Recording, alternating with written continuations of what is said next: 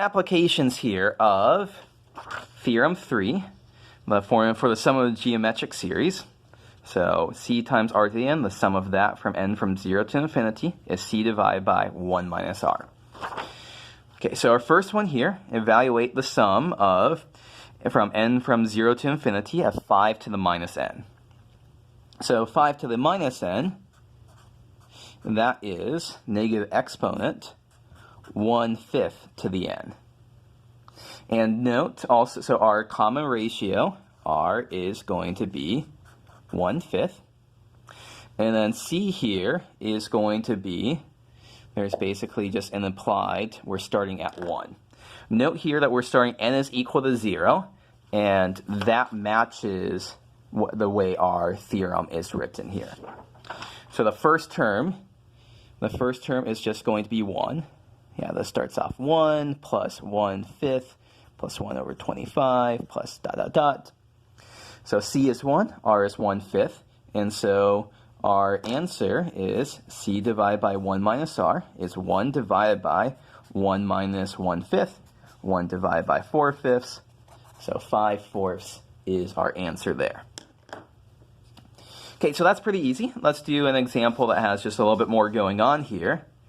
Evaluate the sum from n from 3 to infinity of 7 times minus 3/4 to the n. So it's pretty easy to see here that r is going to equal minus 3/4. That's what's being raised to the nth power here. The tricky thing is just figuring out what is c. So c is always the first term of our sequence, first term of our series. Usually we have this written from when n is equal to 0, but here we have n is equal to 3. So what's the first term? So that's going to be 7 times, let's plug in 3 here, minus 3/4 cubed. And so that is exactly whatever this first term is. So we have to account for that 7 there. We have to account for that n being 3, starting not at 0, but at 3. That is what c is going to be.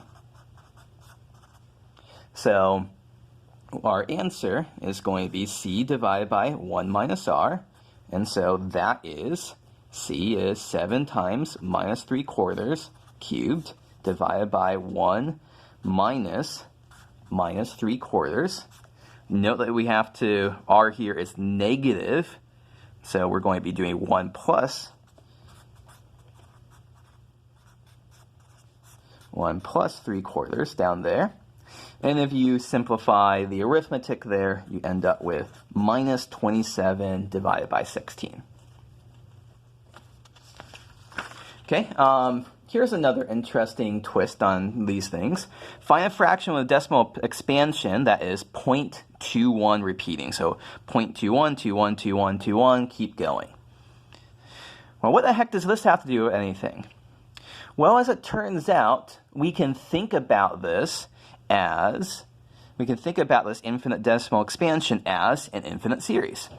We're just going to take this 2 digits at a time. So 0.21, that is 21 divided by 100. This next 0.21, that is 21 divided by 10,000.